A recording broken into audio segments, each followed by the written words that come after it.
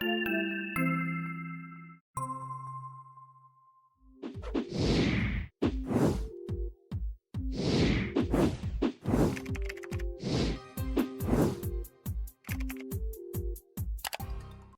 back.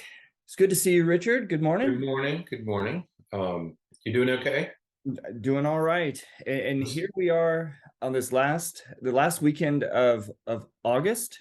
I was going to say we're sliding out of August. Yep, and we're here to talk about this, our final week on this topic of parental alienation. Right. And we've talked about what it is. We've talked about the effects on the child, short and long-term effects on the child. And today we're going to wrap it up talking a little bit about the effects on the parent, but also talk a little bit about where do we go from here? How to treatment and healing and trying to get through this. Right. As we've mentioned in the past two podcasts, this is a topic that we don't know a great deal about it. We don't know much about the topic. We know it's exceedingly damaging to everybody involved, but there are major parts of this that we know frighteningly little about, and but we want to talk about some of those other issues. We talked about the effects on children.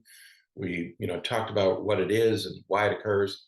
Now we want to talk about the effect on the alienated parent and what we can do about that. What the alienated parent might do, because they're the one in the most disadvantageous position when it comes to parental alienation.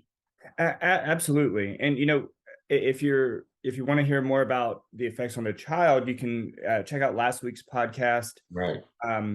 But again, we want to emphasize that parental alienation is different than estrangement. It's different than just being separated. It's different than and it's different than a child not wanting to be with a parent, for lack of a better phrase, for just terms, for just reasons.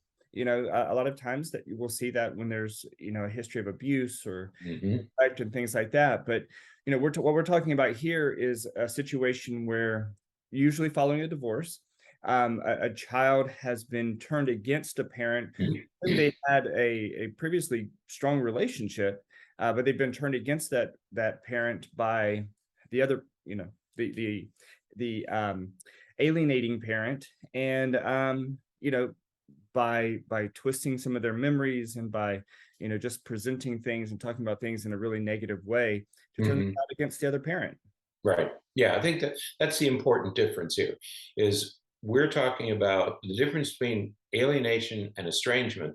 Is in alienation, there was a previous positive relationship. The parent and the child got along just fine. And then suddenly there's a divorce, and suddenly there's this alienation that occurs. There's this separation, and the child moves away from that targeted parent for no apparent reason. Right.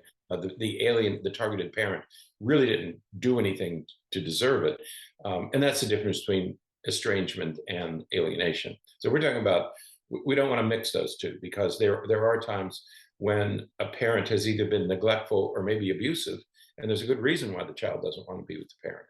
But we're talking about alienation, where there was a good relationship, now that relationship no longer exists, or there's could even be a hostile relationship as before.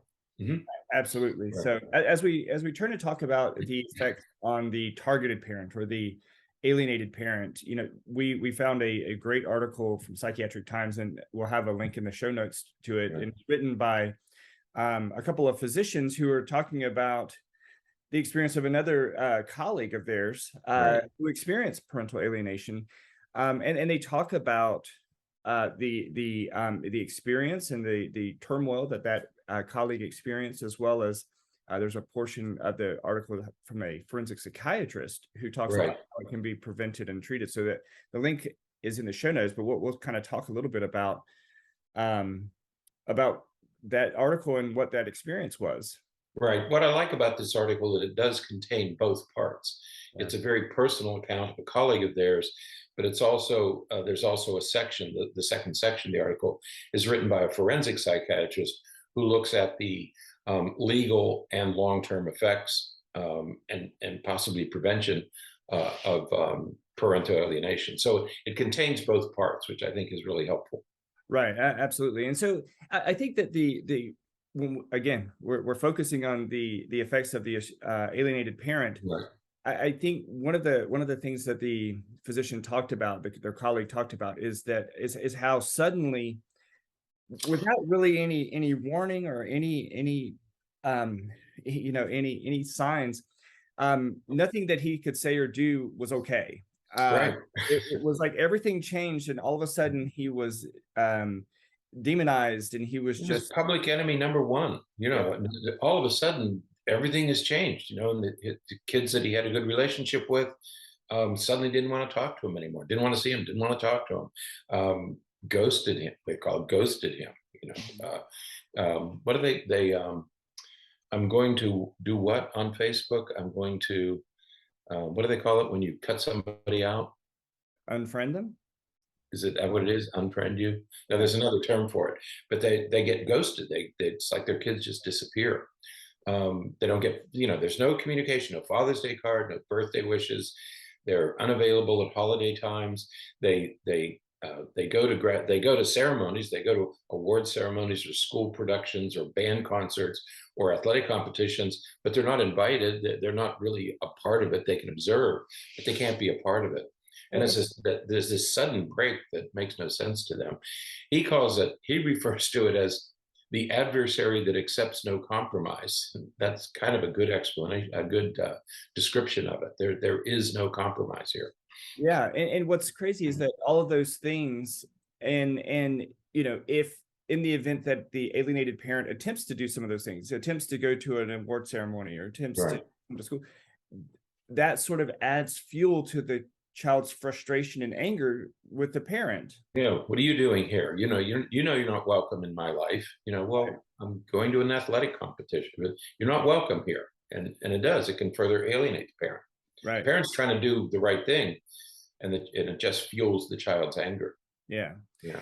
And sadly, many refer to this as though the alienated parent has lost the child, like in the death of a child. It's unexpected, right? And unexpected and premature death. That's kind of, it's sort of what the child is going through. The child and the parent is going through the similar experience, as if one or the other had died prematurely, unexpectedly. Yeah, and so this loss, and I think what with people that I've worked with who've experienced this, the real challenge is they know, many times the parent knows exactly where the child is. They know that, if I turn down this road and go right down there, that's where he is. Right. But I can't have any contact with them, or the child resists me or pushes me away or doesn't allow me to have anything to do with them. And so there's that very odd experience of knowing exactly where the child is, knowing what, knowing how they could get to them, how they could get access to them, but at the same time, not being allowed and being restricted from them because of the child's behavior oftentimes. And having no contact with them. So it's really, really an odd and strange position for the parent to be in. Yeah, it really is. And I've seen that. I've seen it in the office where children will become irate if the alienated parent attempts in any way to reconcile, to talk, to do something. Hey, you want to go out and have dinner? Do you want to go out and go for a walk? And the child becomes irate. It's an immediate a verbally aggressive stance by the child. They really push hard against the alienated parent. Right. And so the parent experiences all of the same, like we said a moment ago, all the same type of loss, the same type of grief, and sometimes it is accompanied by guilt, by feelings of guilt, that what is going on and what is happening is, losing that relationship with the child. And again, it's important to note that prior to the alienation, the parent and the child typically had a pretty strong relationship. They had the prior relationship was very positive and many times very strong. Right. But now all of a sudden it's deteriorated to nothing. Miss it. That's right. That's right. Not only is it gone, it's adversarial. I Right. mean, it's aggressively adversarial. Yeah. Kids can get really, really hostile. And it's a shock to the parent, because it seems to come out of nowhere. But to identify it, and I mean, that's one of the issues. The previously good relationship is one of the factors in determining whether alienation has occurred. There's something known as the 5-factor model Yeah. that's used to identify parental alienation. It's things we've talked about already. The first factor is the child avoids, resists, and refuses. Okay, of course. The second factor is the presence of that previously positive relationship. And that, I think, is the defining characteristic here. You had a good relationship. So that's the second factor. And then the third factor is there is no abuse or neglect. We talked about that. That's the difference between estrangement and alienation. That doesn't And mean then, that, well, that doesn't mean that there aren't allegations or right. accusations of abuse. Many times, many times, there are allegations and accusations. Mhm. It says that they're unsubstantiated and there's no evidence, or there's never any substance to it. Right. Yes, sadly, we see that in a number of cases where false allegations of abuse are made. It's sort of it's akin to bringing out the really heavy artillery. A parent will try desperately, even if there wasn't abuse, they'll allege that abuse occurred. Right. And that sets the legal wheels into motion. And even if it's not true, it's very disruptive. It's additionally disruptive to an already difficult process. Then the fourth factor is multiple alienating behaviors by the favored parent. The parent will continue to use other tactics to make that separation even wider. And the fifth factor is the 8 behavioral manifestations of alienation that are experienced by the child. And we're not going to discuss these in the podcast, but if you go to the article, there's a table right on the first page of these 8 behaviors. And so if you're interested in those, there's a really easy to follow table in the first page of that article. And as you said, it's the website for the article is in the show notes. So. Right. And we went through those in the previous podcasts when we talked about where we introduced parental alienation syndrome. So once we recognize that it's happening, and as we're moving towards what we're going to do about it, how we're going to treat it, we need to talk about the severity exactly parental alienation. And there is the sort of the mild, moderate, and severe, as we often think about some of these conditions. And mild parental alienation is when the child resists contact with the other parent, resists some of that. But once they get there and they kind of get comfortable and things like that, then the child seems to enjoy the relationship and things are okay. But again, that active resisting has to be there. That, like we talked about a moment ago, that's sort of the hallmark, is that the child is actively resisting and sort of opposes the other parent actively. It's just that once they get there and this is one of the arguments for really pressing the child to have visitation, because once they get there, then they tend to enjoy the time.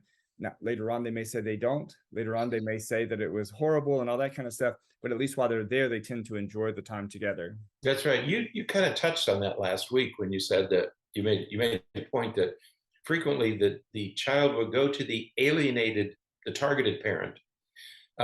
They will profess, I don't want to go. But when they're there, they have a good time. And so the targeted parent says, oh, okay, things are getting better. Child goes back to the alienating parent. So, oh, I hated it. I didn't like it, because they want to stay allied to the alienating parent. Right. So the last thing the child knows that they can, oh, I had a great time. Everything's great. I love I love my mom. I love my dad. I like the other kids who were there. We had a great time. That's the last thing the child can say, to stay allied to the alienating parent. Right. And so they go home and say it was terrible. But it really wasn't terrible, and they're feeding off each other. Right. But that's different than a moderate alienation. Yeah.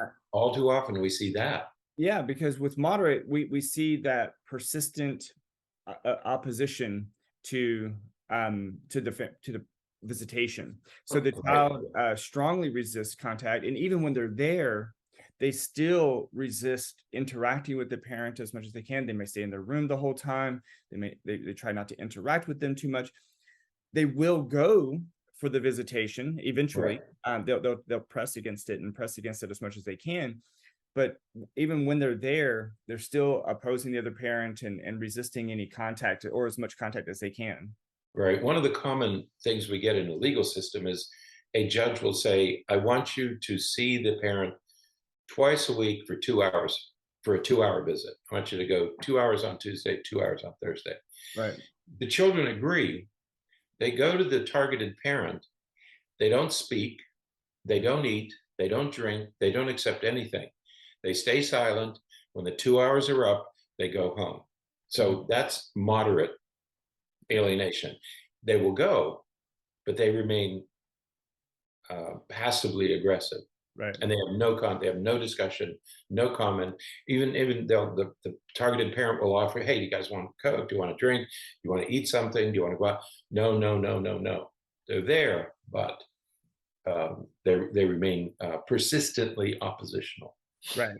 And then of course, severe is the child not only opposes the idea of visitation or anything, but the child adamantly refuses contact to the point where they may even try to run away, or they'll try to hide or do something to resist or prevent having to go visit the alienated parent. That's right. We see this, of course, when the alienating the parent that the child has allied with, where that parent is really apparently obsessed with the idea of turning the child against the other parent. Right. In those cases, we see this risk of severe parental alienation at its peak. But the child not only opposes the idea, but actively does things to refuse any contact with the other parent. Right. Right. And then everybody worries about, am I doing more damage by forcing the child to be there? It almost takes physical restraints to get the child in the car and get them to the other parent. So then you say, am I doing more damage than I want to do in that case? Right. So the general agreement, is there any way to prevent alienation? There is, if the parents begin with an amicable separation and divorce. The problem is, if you can have an amicable divorce, you can probably have an amicable marriage. I mean, if two parents are able to get along, chances are they wouldn't be getting divorced. Well, so you have sort of an adversarial set of circumstances in the beginning. Parents are already angry with each other. Right. I think that when I work with parents who are getting divorced, what I talk to them about is that, sure, you may be in a situation where the marriage is no longer going to work out. Right. Mm-hmm. However, you both have the obligation of raising kids. You have to be allies with each other, with the common goal of raising healthy, emotionally strong children. What happens is when the parents become so adversarial that they, in essence, seek to punish the other parent. And that really seems to be the source of a lot of this, is where they just want to harm the other parent. That's right. They see this as a win-lose. I'm losing my marriage, so I'm going to win. I'm going to do all that I can to win as much as I can. And of course, the most valuable thing in a marriage are the children. Everybody agrees with that. So if I want something, I want, some people want money and some people want time, and but mainly we want the kids. We want to maintain a relationship with the children. But you're right. Many times parents will seek to alienate in order to win, in order to punish the other parent. Right. Sometimes it's just to gain the support of the children because a parent is going through this tumultuous upheaval and they're feeling very emotionally vulnerable and they want support wherever they can get it. And frequently, all sadly, they seek support and comfort from their children. Mm-hmm. And we talked about that last week about adultification. Right. You're relying on the children. So one is to punish, but other is to get support and comfort. Well, right. And the real concern too is when one of the parents is so emotionally or Vulnerable. Yeah, socially vulnerable sure. Yeah, that they can't cope with things, and so they don't have anybody else, and so the right. child only sees them, damaged and sad and unable to function.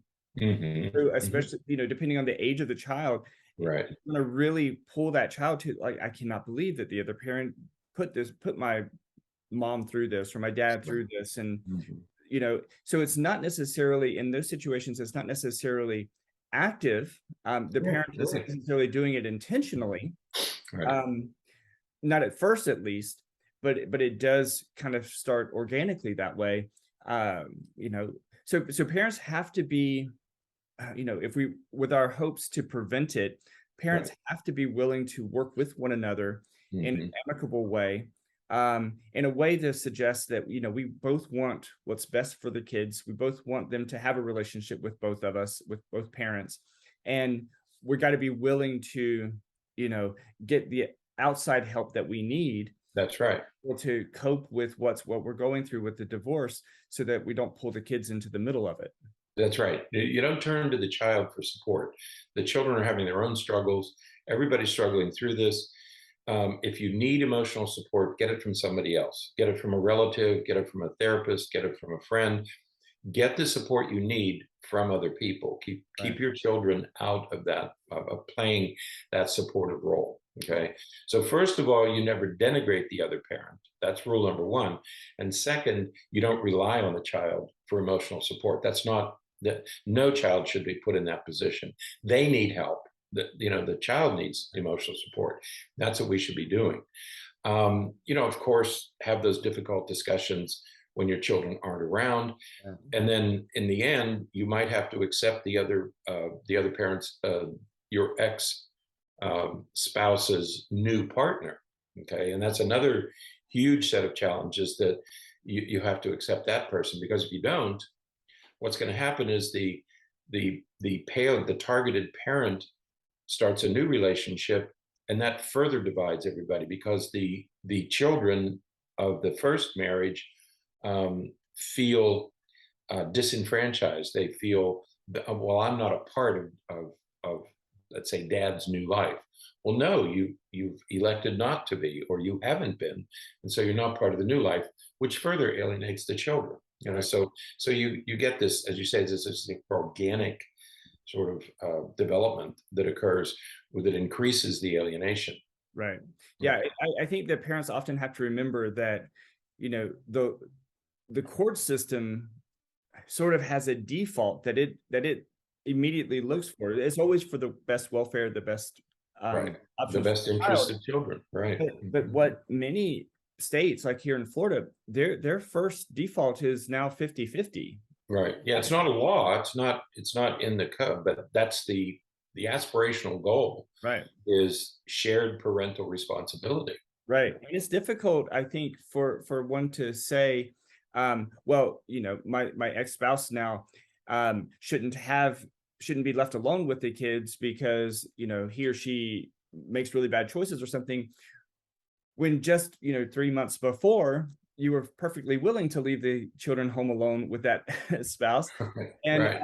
but at that time y'all were married and everything was, well, y'all were still married, living in the same house and everything. And now all of a sudden the person isn't isn't Right. trustworthy enough to leave so those kinds of things, parents really have to think about that and Mhm. recognize that, the law, the system is going to automatically start working in the direction of 50-50 or something That's right. towards that.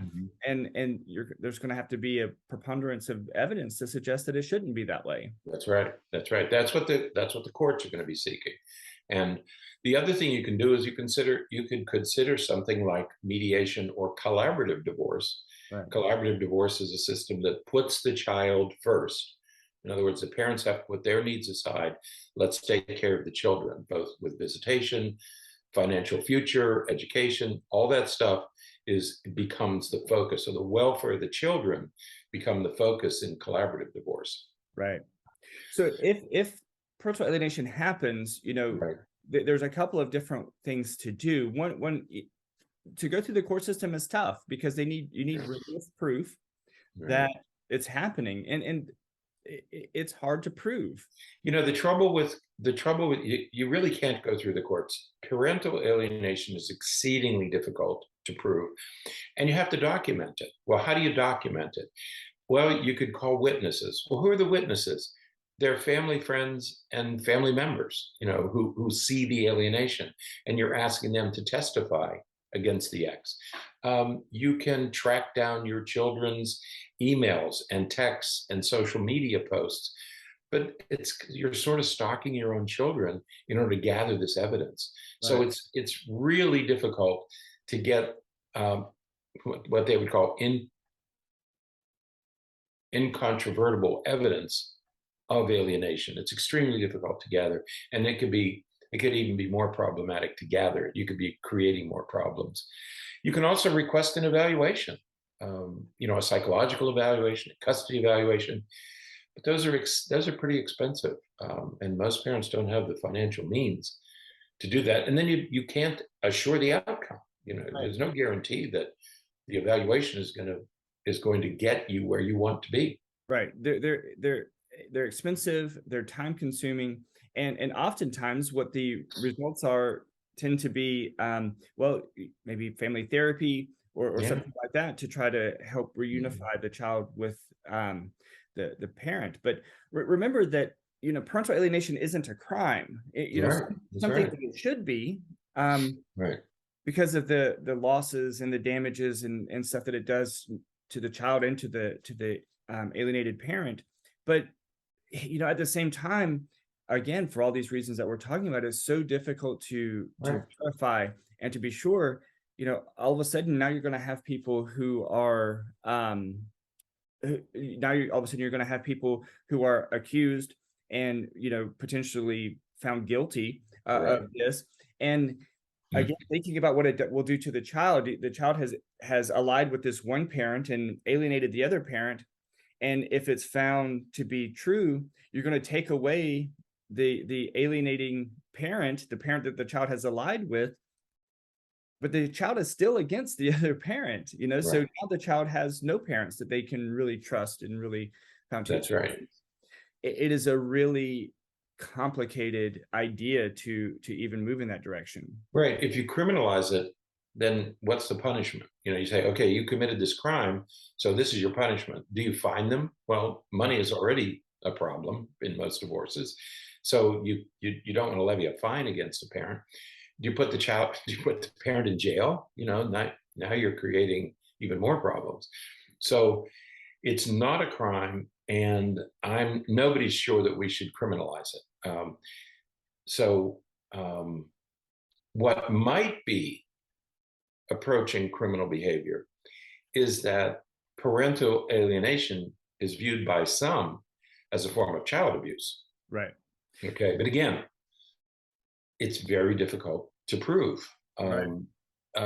It's not technically a psychological disorder, but is it a form of child abuse?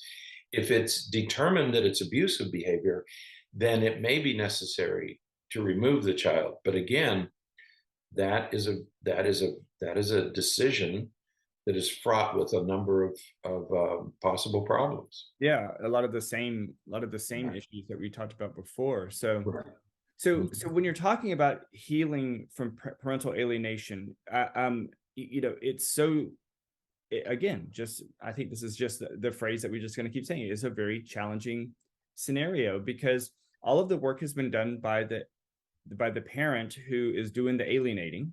they've done all of the effort to remove the child from this other parent. And so the only person that really has any motivation to do anything is the parent that has been alienated. That's right. The sad part, when you get to healing, when you get to what do I do about it, the sad fact here is that all the work has to be done by the alienated parent.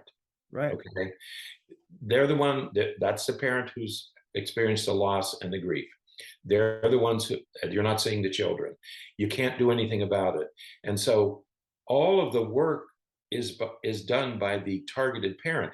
The alienating parent doesn't have to do anything. Right. And there's absolutely no incentive.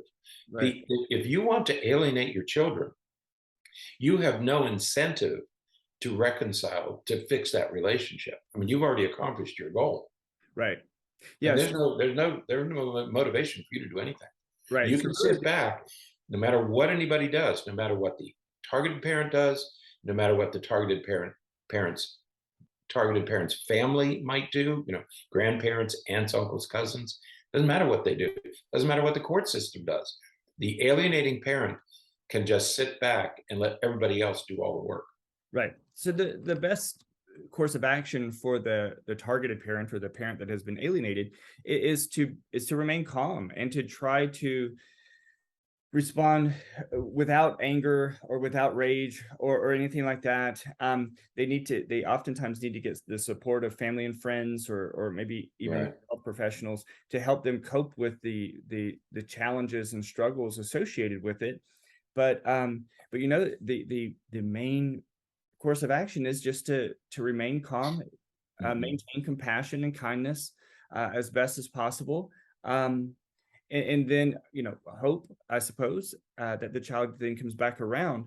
But, the even when the child comes back around, you talked about this the other week, it's tough to rebuild because there's going to be suspicion. There's going to be, hesitation. There's going to be a lot of, trying to rebuild something that has been really fractured in a way that's tough to put back together again.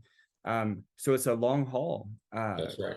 For helping them. Yeah, it's really difficult. And the best advice is if you have been alienated, you have to seek help and support from wherever you can get it, family, friends, or professionals, to cope with the strain. There really is very little. Part of the problem with the alienation is the feeling of impotence that the parent has. You just can't do anything about it. Right. Damage has been done, and it's extraordinarily difficult. And the most you can do is cope with these very unfortunate circumstances. Yeah. There is a program for kids. I don't know much about it. I know that it exists. It's called I Don't Want to Choose, How Middle School Children Can Avoid Choosing. It's a school-based program. And there's an article that we put in the show notes if you're interested in this sort of thing, either as an educator or a parent. There's an article in the show notes about it. As I say, I'm not familiar with the program, but it's encouraging to see that such programs exist. Absolutely.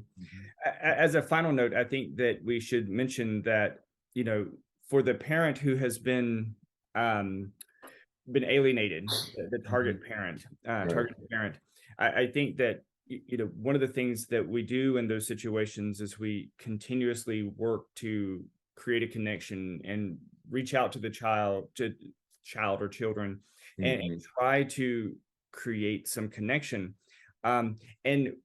But there may be a time when it's important to stop doing that because either it could potentially worsen the situation, or it's just going to keep making it difficult for the parent to cope with what's happening. And so, if the child becomes increasingly hostile, if the child threatens a restraining order or something like that, or if the child says, something along the lines of they just need more time and that they'll get back in touch with you and that when they're ready, those may be times when it's okay, I need to step back, stop pushing so much. I'm available. I'll be here if and when they need me. But otherwise, I have to move forward with my life and I have to look what's next for me. because I can't hold on to this hope that something will happen when there's not necessarily a guarantee that it will. Right. You know, the targeted parent has to recognize that chances of reconciling after a certain amount of time are pretty slim, and there really is very little you can do about it. So the best thing to do is to take care of yourself, get the help and support that you need to make it through this set of very unfortunate circumstances. Absolutely. All right. Well, I think that's it for today. That kind of wraps up our 3-part series on parental alienation. We'll start on a different topic next week, but hopefully it was helpful for you guys. And if you, again, want to check out the show notes, there's some articles in there covering some of the things that we talked about in more depth, and with some more resources. So, Right. All right. Well, that's it for today. Okay. See you in September. I'll see you then. Until next time, stay happy, stay healthy, and forget to be afraid.